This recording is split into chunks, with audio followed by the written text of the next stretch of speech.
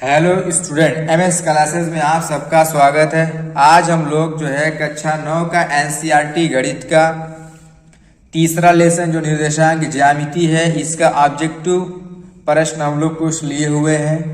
अभी तक हम लोगों ने पिछले 2 लेसन का जो है ऑब्जेक्टिव किया हुआ है, और अगर इसी तरीके से आप लोग को आज का ऑब्जेक्टिव चाहिए तो आप लोग जो है जाके प्लेलिस्ट में देख लीजिए चैनल पर, और हमारे चैनल को जो है चैनल पर बने रहिए तो आप लोग को सारा जो है ऑब्जेक्टिव मिल जाएगा।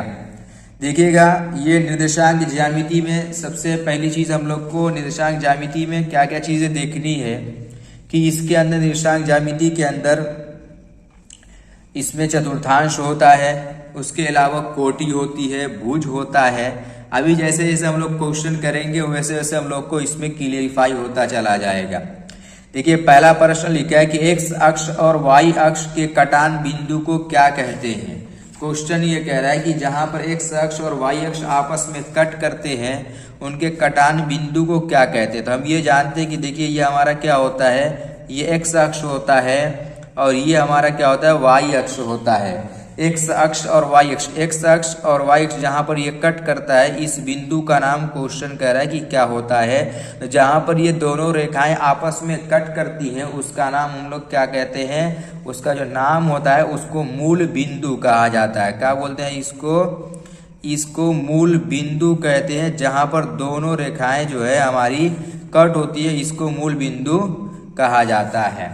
तो यानी इसमें कौन सा ऑप्शन हमारा हो जाएगा, ठीक है। देखिए यहाँ पर एक्स अक्ष वाई अक्ष कटान बिंदु को क्या कहेंगे, मूल बिंदु। कौन सा ऑप्शन होगा, तीसरा वाला ऑप्शन हमारा सही हो जाएगा, मूल बिंदु वाला।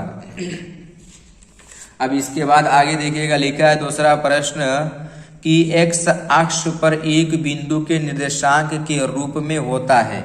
एक्स अक्ष पर एक बिंदु के निर्देशांक के रूप में होता है। जैसे ये देखिए, ये एक्स अक्ष है, ये वाई अक्ष है, ये कार्तीय तल के अंदर एक्स अक्ष वाई अक्ष है। अब अगर यहाँ पर कोई निर्देशांक को प्रदर्शित करना है तो निर्देशांकों को हमेशा जो है यहाँ पर देखिए एक्स वाई होता है, ऐसे एक्स और वाई, ये एक्स अक्ष को प्रदर्शित करता है, ये वाई अक्ष को प्रदर्शित करता है। क्वेश्चन कह रहा है कि कोई एक्स अक्ष पर बिंदु होगा और इसका जो है निर्देशांक कितना होना चाहिए। तो अब अगर एक्स अक्ष पर यहाँ पर कोई ना कोई बिंदु जरूर रहेगा। अब ये बिंदु अगर इसी एक्स अक्ष पर है तो वाई अक्ष का इसका निर्देशांक होता है वो 0 होता है। यानी एक्स अक्ष का निर्देशांक कितना हो गया, x और 0 हो गया। तो कौन सा ऑप्शन इसका सही होगा, देखिएगा ये 0x नहीं हो सकता, y 0 नहीं होगा, 0y ये भी नहीं होगा, x 0। चौथा वाला ऑप्शन हमारा क्या हो जाएगा, राइट ऑप्शन हो जाएगा x 0 वाला। इसी तरीके से क्वेश्चन नंबर 3 देखिए, लिखा है कि y अक्ष पर एक बिंदु के निर्देशांक के रूप होते हैं। यानी इसी प्रकार से अगर y अक्ष की बात करेंगे हम लोग, देखिए ये हमारा y अक्ष है, ये y अक्ष पर अगर कोई बिंदु हम लोग यहाँ पर अगर देखें तो x अक्ष का इस पर कोई बिंदु है ही नहीं, तो x अक्ष का कोई बिंदु नहीं तो क्या हो जाएगा, वो 0 हो जाएगा। और y अक्ष पर कोई बिंदु है तो ये क्या मिल जाएगा हम लोगों को, y के रूप का मिल जाएगा। यानी x अक्ष का जो निर्देशांक हमको लोगों को y अक्ष का जो निर्देशांक का बिंदु रूप मिल रहा है वो क्या हो जाएगा, 0 और y के रूप का हम लोगों को मिलेगा। तीसरा वाला क्वेश्चन है जो वो 0 और y के, कौन सा ऑप्शन सही होगा। देखिए यहाँ पर दूसरा ऑप्शन में लिखा है 0 और y, यानी इसका दूसरा वाला ऑप्शन हमारा सही हो जाएगा। अब देखिए क्वेश्चन नंबर 4, क्वेश्चन नंबर 4 लिखा हुआ है कि मूल बिंदु के निर्देशांक होते हैं या मूल बिंदु के निर्देशांक हैं। अब देखिए जो हमारा ये चतुर्थांश है यही मूल बिंदु होता है। जब इधर से शुरू करते हैं हम लोग आगे की तरफ बढ़ते तो यहाँ पर 1 2 3 4 शुरू होता है। इधर से जब बाईं तरफ बढ़ते तो माइनस में संख्या शुरू होती है।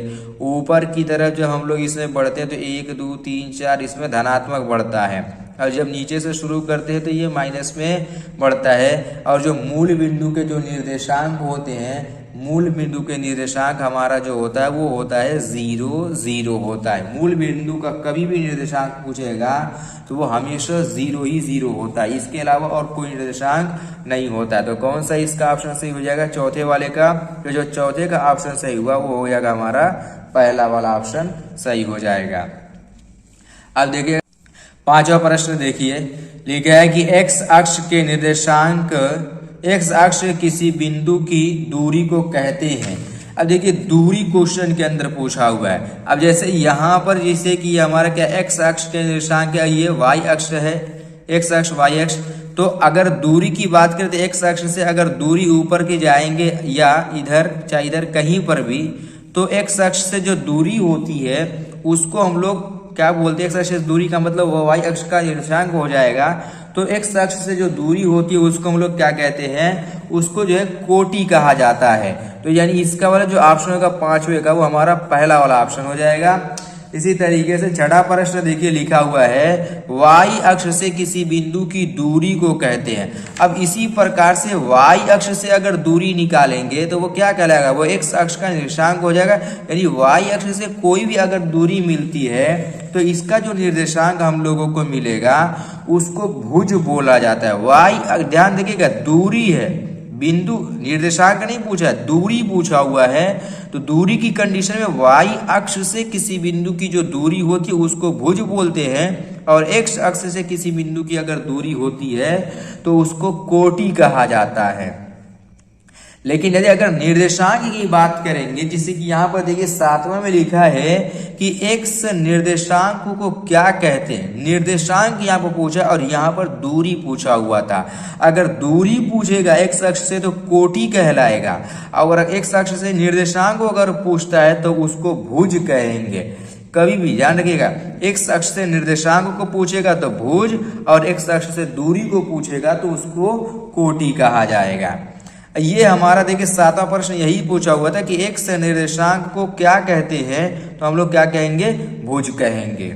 8वां प्रश्न देखिए लिखा हुआ है वाई निर्देशांक को कहते हैं। वाई निर्देशांक को क्या कहा जाएगा, तो जो वाई का जो निर्देशांक है उसको हम लोग बोलते हैं, क्या बोलेंगे, वाई निर्देशांक को कोटि बोला जाता है। वाई निर्देशांक को क्या कहते हैं, कोटि कहते हैं।